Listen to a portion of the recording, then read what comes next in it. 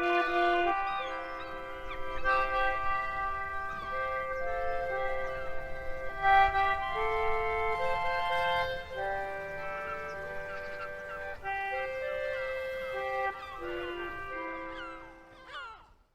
Conservative MP called David Amess was recently murdered by somebody the media called an Islamist.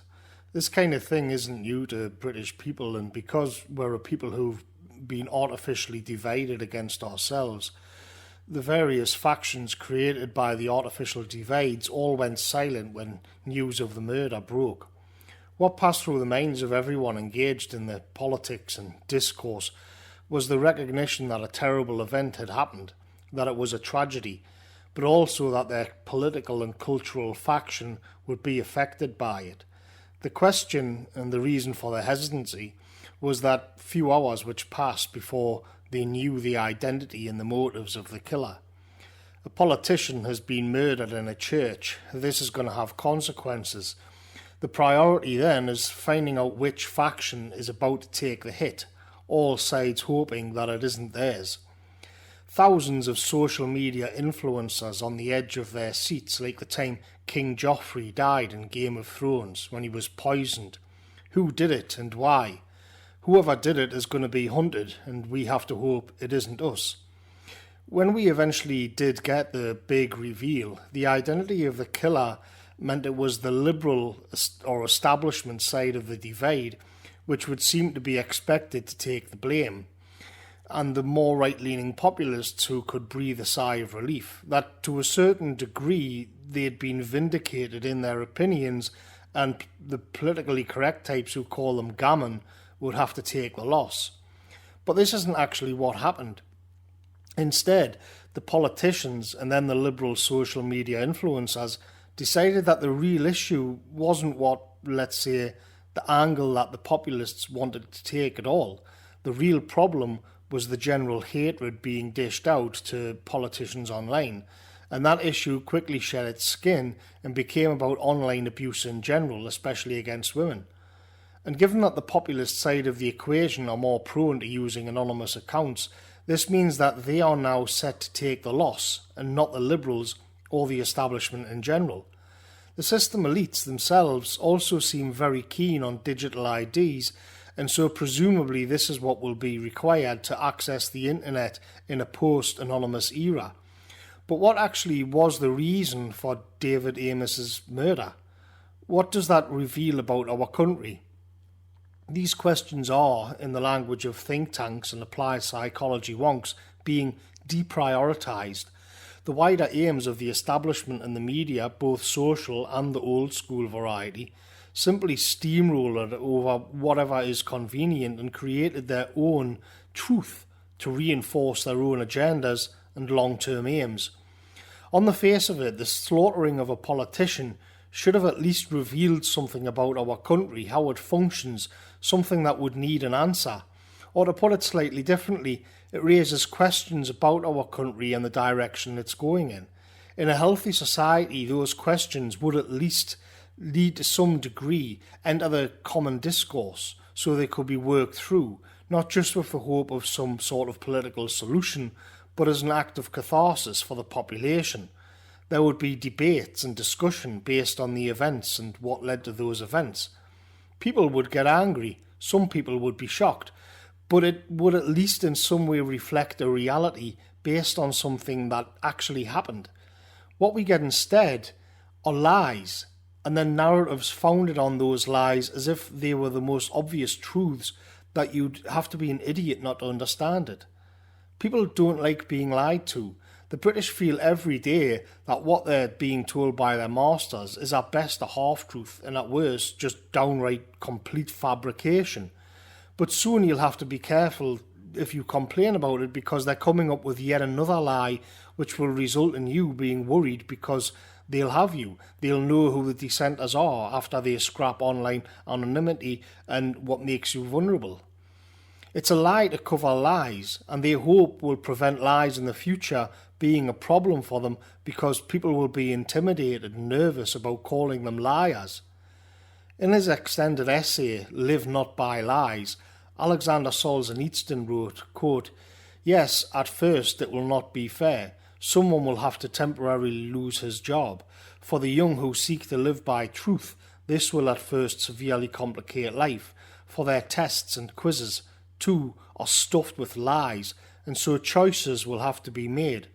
But there is no loophole left for anyone who seeks to be honest, not even for a day. Not even in the safest technical occupations can he avoid even a single one of the listed choices, to be made in favour of either truth or lies, in favour of spiritual independence or spiritual servility.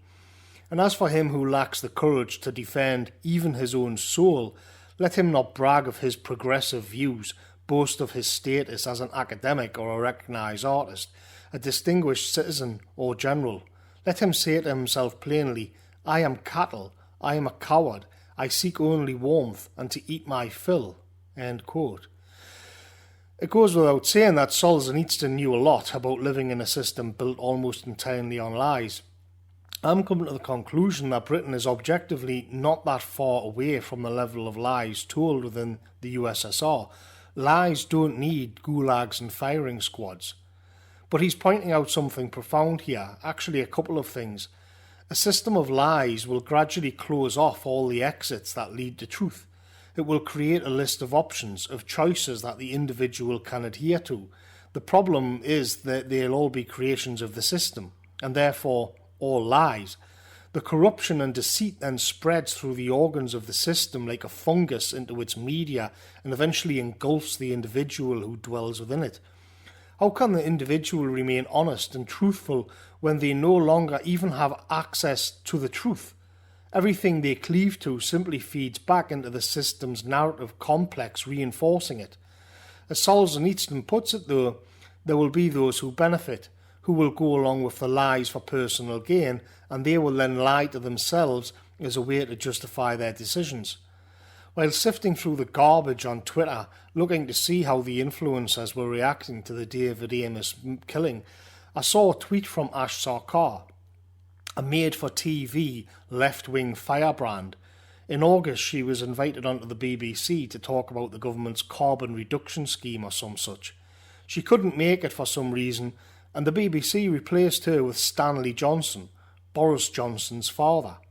Sarkar acted indignant, then framed it as the Beeb simply giving TV slots to the establishment, but she missed or tried to conceal a truth here, as they always do, and that's that 20-something TV leftists are entirely interchangeable with millionaire Tories in their 70s. From the perspective of the system, it didn't make a blind bit of difference which one of them sat in that seat, because they both agreed on the fundamentals. The truth in the scenario is one of manufacturing consent, of offering up what looks like a choice but isn't really. The lie is to pretend that there is a choice, and then Ash Sarkar had to engage in yet more dishonesty by conjuring up a narrative that she was a radical being replaced by an establishment figure. Once again, the lies spread and replicate like a fungus, and in Britain we're choking to death on the fungus of lies. Modern Britain, as it exists now, is a lie because it was a top-down agenda being forced on the people. It keeps itself in place with more lies, and the ideology it spreads through the media and academia is just another layer of lies. Is it that everybody is evil? Well, no, not really.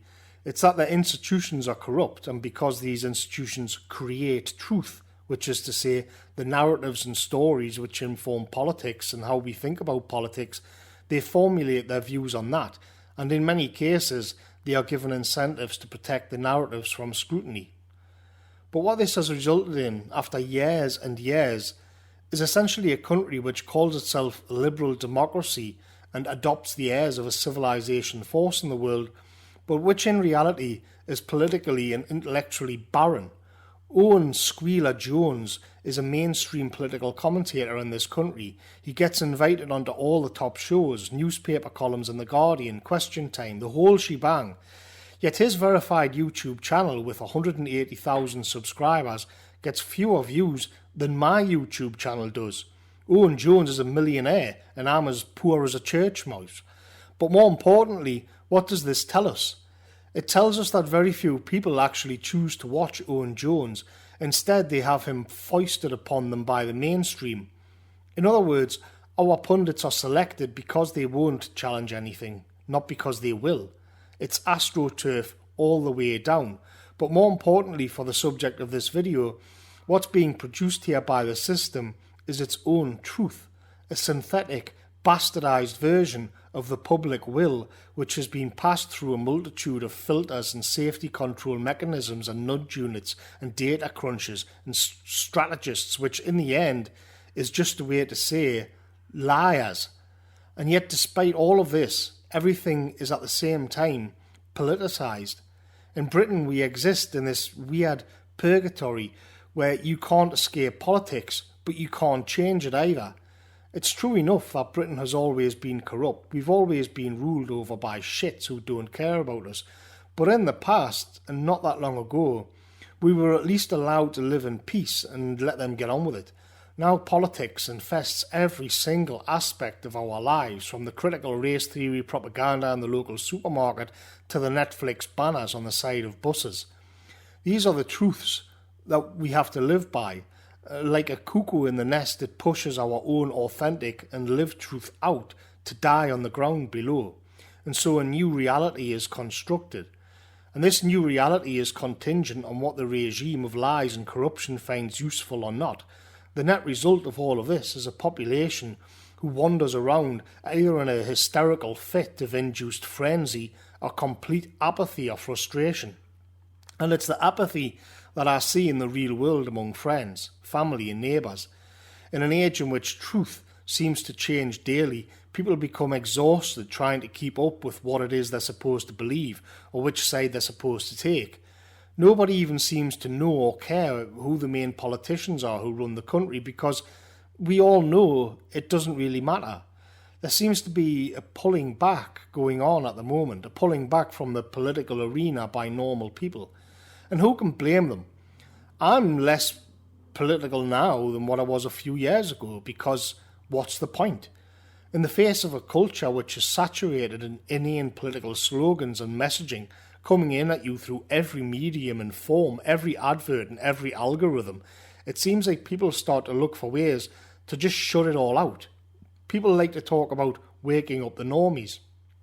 But maybe the normies were woken up and now they just want to go back to sleep again. Or in other words, to return to living in an authentic way. There's an interesting theory emerging called dead internet theory, which is becoming a popular talking point among thoughtful leftists. Dead internet theory is the idea the internet will become so warped by AI and automated bot accounts that nobody will have any idea whether or not they're engaging with another human being. Think of all those blank Twitter accounts with lots of numbers after the names. Somebody somewhere is right now engaged in a heated debate with an AI robot that has 200 phrases at its disposal to regurgitate and pump out to replicate human activity. But fundamentally, the reason why they call it dead internet theory is because people search for authenticity, the truth, and living in a world which makes sense is so strong it'll break the internet. It seems to me that in Britain we have a dead politics, and people seem to be switching that off as well. And to be honest, I don't see it as a bad thing. I'll catch you later, folks.